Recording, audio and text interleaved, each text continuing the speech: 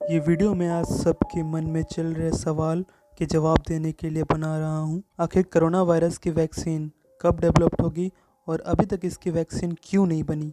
क्योंकि आप ये बात लिख कर ले लो, जब तक इस बीमारी की वैक्सीन नहीं मिल जाती तब तक इस पैंडमिक को ख़त्म नहीं किया जा सकता, चाहे आप देश में कितना भी लॉकडाउन क्यों ना कर लें। वीडियो शुरू करने से पहले मैं आपको यह बताना चाहता हूँ कि जब इस दुनिया को वाकई इस वायरस की वैक्सीन मिल जाएगी तब शुरू होगा पैसों का खेल, जहाँ पर बड़ी बड़ी कंपनियाँ ये डिसाइड करेंगी कि ये दवाई किसको मिलेगी और किसको नहीं। तो आज हम इसी टॉपिक को डिस्कस करने वाले हैं। तो अभी इस वक्त दुनिया की सभी बड़े मेडिकल इंस्टीट्यूट इस वायरस की वैक्सीन बनाने में जुटे हुए हैं। इनमें से जो रिसर्च टीम मेरे हिसाब से सबसे असरदार और प्रॉमिसिंग है वो इंग्लैंड में मौजूद ऑक्सफोर्ड यूनिवर्सिटी है। अगर आप सोच रहे हो कि मुझे ऑक्सफोर्ड यूनिवर्सिटी पर इतना भरोसा क्यों है, तो दोस्तों इसके रीजंस हैं। आज से 8 साल पहले मर्स यानी मिडिल ईस्ट रेस्पिरेटरी सिंड्रोम नाम की एक बीमारी दुनिया में फैल रही थी, जो कि इस कोरोना वायरस से काफ़ी सिमिलर थी। उस समय ऑक्सफोर्ड ने ही इस मर्स नाम की बीमारी की वैक्सीन बनाई थी, जो कि ऑफिशियली प्रूवन थी। इसलिए बाकियों के मुकाबले ऑक्सफोर्ड यूनिवर्सिटी से ज़्यादा उम्मीदें हैं। दूसरा रीज़न ये है कि इस यूनिवर्सिटी ने दावा किया है कि वो ये वैक्सीन को ऐसे डिज़ाइन करेंगे जिससे उसका मास प्रोडक्शन जल्द से जल्द हो सके और सभी लोगों तक पहुंच सके। अब ये ज़रूर जानना चाहते होंगे कि आखिर ये वैक्सीन कैसे काम करेगा। तो सबसे पहले मैं आपको बता दूं कि ये वैक्सीन होता क्या है। वैक्सीन एक्चुअल में अलग अलग ऑर्गेनिज्म यानी जानवर के वायरस के इस्तेमाल किया जाता है। अब आप सभी सोच रहे होंगे कि एक तो ऐसे ही हम सब कोरोना से डरे हैं, एक और वायरस लाकर वैक्सीन कैसे बनाया जा सकता है। तो डरने की बात नहीं है। एक्चुअली में वैक्सीन वायरस का इस्तेमाल होता है, बट इस वायरस को आर्टिफिशियली बहुत कमज़ोर कर दिया जाता है ताकि आपके शरीर को इससे कोई नुकसान ना पहुंचे।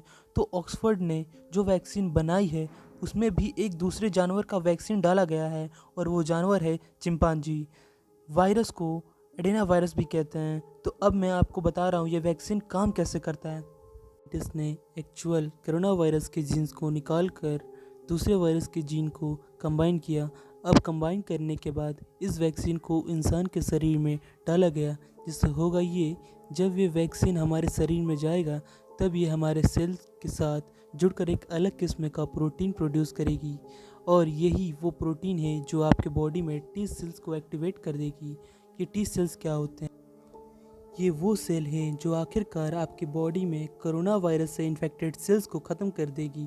और जाहिर सी बात है, अगर आपका बॉडी कोरोना इन्फेक्टेड फ्री हो जाएगा तो आप खुद ब खुद रिकवर हो जाएंगे। ये इतना आसान नहीं है, क्योंकि अभी इस वैक्सीन को पूरी तरह टेस्ट होने में काफ़ी वक्त लगने वाला है।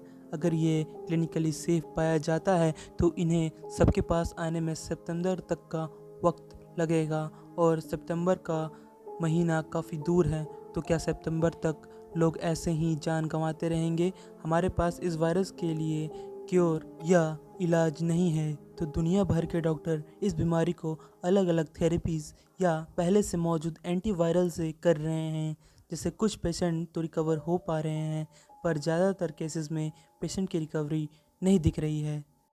इसलिए जब तक हमें इस बीमारी का वैक्सीन नहीं मिल जाता तब तक हमें ऐसे ही ट्रीटमेंट ढूंढने पड़ेंगे, ऐसे मेडिसिन डेवलप करने होंगे जिससे कोरोना इन्फेक्टेड पर्सन को मरने से बचाया जा सके।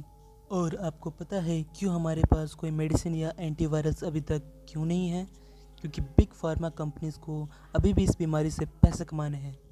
बिग फार्मा कंपनी वो कंपनी होती है जो हज़ारों लाखों टाइप के मेडिसिन मैन्युफैक्चर करके दुनिया भर में भेजा करती हैं। अब पॉइंट ये है कि इस बीमारी का क्योर ढूंढने के लिए ग्लोबल तौर पे एक बहुत बड़ा प्रोग्राम किया गया है, जहां पर साइंटिस्ट आर्टिफिशियल इंटेलिजेंस के इस्तेमाल से केमिकल को डिजिटली स्कैन करके और एक ऐसा फार्मूला डेवलप करेंगे जिससे कोरोना वायरस को ख़त्म करने के लिए एंटीवायरल मेडिसिन बनाई जा सके। प्रॉब्लम यहाँ आती है कि कुछ बिग फार्मा कंपनी है जो इस बात को सपोर्ट नहीं कर रही, क्योंकि अभी जिन केमिकल की मैंने बात की वो सभी केमिकल का बहुत बड़ा कंपनी के पास डेटा है, और उस कंपनी को डेटा साइंटिस्ट के साथ शेयर नहीं करना चाहती, क्योंकि इनका कहना है कि इन फार्मूलाज को शेयर करने से इनके फार्मूला चोरी हो सकते हैं और इन्हें बहुत बड़ा नुकसान उठाना पड़ सकता है। हालांकि इस मुश्किल घड़ी में बहुत बड़ी कंपनियां जैसे IBM, जो आर्टिफिशियल इंटेलिजेंस की एक बहुत बड़ी कंपनी है, उससे ये प्रोजेक्ट के लिए साइंटिस्ट को अपने सुपर कंप्यूटर को यूज़ करने देंगे ताकि वो जल्द से जल्द इस बीमारी का इलाज ढूंढें। बट चाहे कितने भी बड़ी टेक्नोलॉजी हमारे पास क्यों ना हो, बिना केमिकल फार्मूला के साइंटिस्ट कुछ नहीं कर सकते। तो दोस्तों, यही वो कारण है जिस वजह से कोरोना की वैक्सीन अभी तक नहीं बन पा रही है।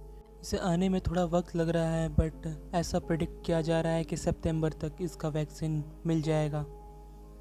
तब तक के लिए आपके लिए सबसे बेस्ट यही रहेगा कि आप कृपया करके लॉकडाउन में अपने घर में रहें और नियमों का पालन करें। इसी के साथ मैं ये वीडियो यहाँ ख़त्म करता हूँ। तो दोस्तों, ऐसे ही मेरे साथ जुड़े रहें ऐसे फैक्ट जानने के लिए। Thank you.